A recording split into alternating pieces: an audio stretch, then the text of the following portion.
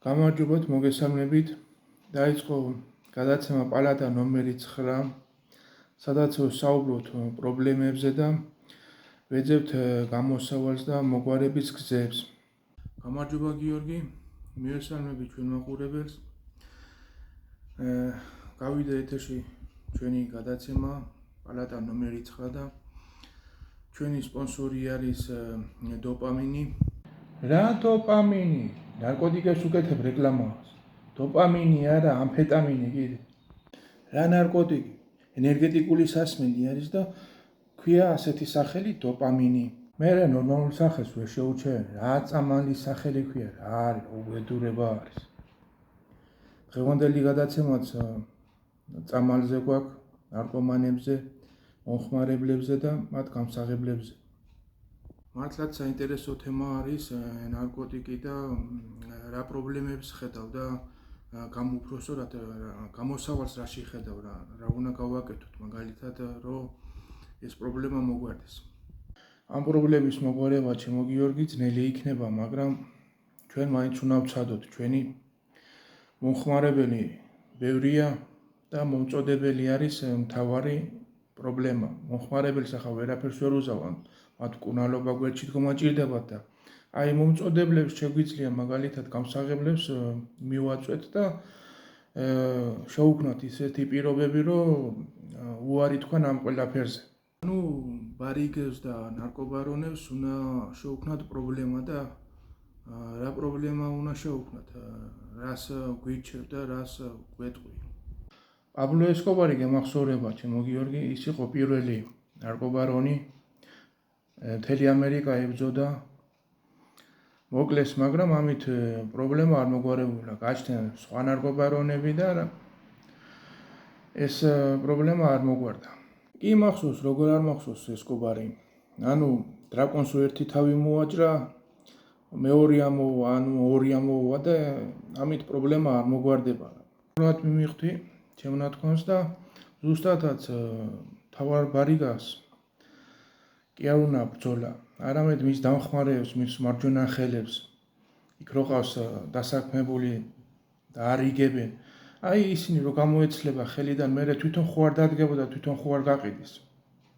ანუ მთავარ ნარკობარონთან კი არ არის ბრძოლა საჭირო, არამედ მის დამხმარეებთან, ბარიგებთან. და რა პრობლემა უნდა შევუქმნათ, ჩვენ რა შეგვიძლია. ზუსტად ის შუამავლები არიან მომხმარებელსა და მთავარ ნარკობარონს შორის ეს ბარიგები და მათ მარტო დაჭერა არ შველის. ამით პრობლემა არ მოგვარდება. კარგი იქნება სიკვდილით დასჯა იყოს დახვრეტა, მაგრამ რადგან ეს კანონი არ არის, ისე უნდა შევუქმნათ მათ პრობლემა, რომ სასიკვდილოდ ქონეთ სანატრელი სიკვდილი რა.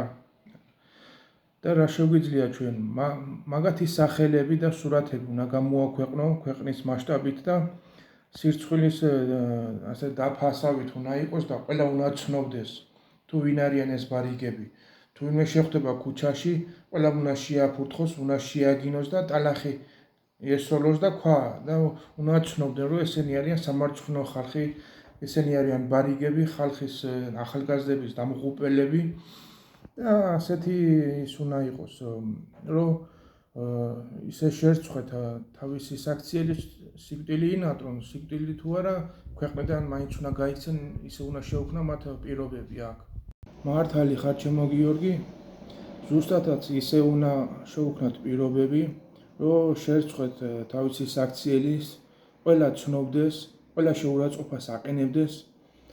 სხვენოდეთ მათ მშობლებს, მათ შვილებს, მეუღლებს, მათი საქციელის და თავი გარეთ გამოსაყოფი რო აღარ ექნებათ, ასეთ საქმეს შეეშვებიან მე მგონი. მართალი ხარ.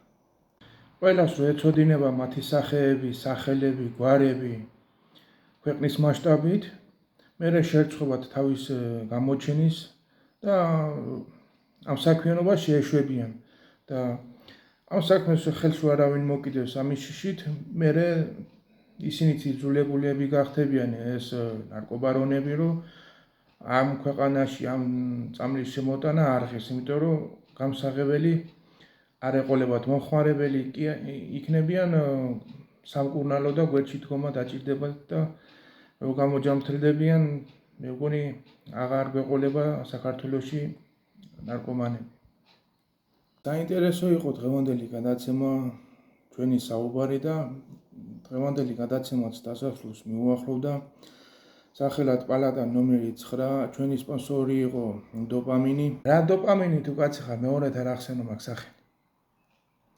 დაგემშვიდობებით მეგობრებო, დღევანდელი გადაცემა დასრულდა და დროებით.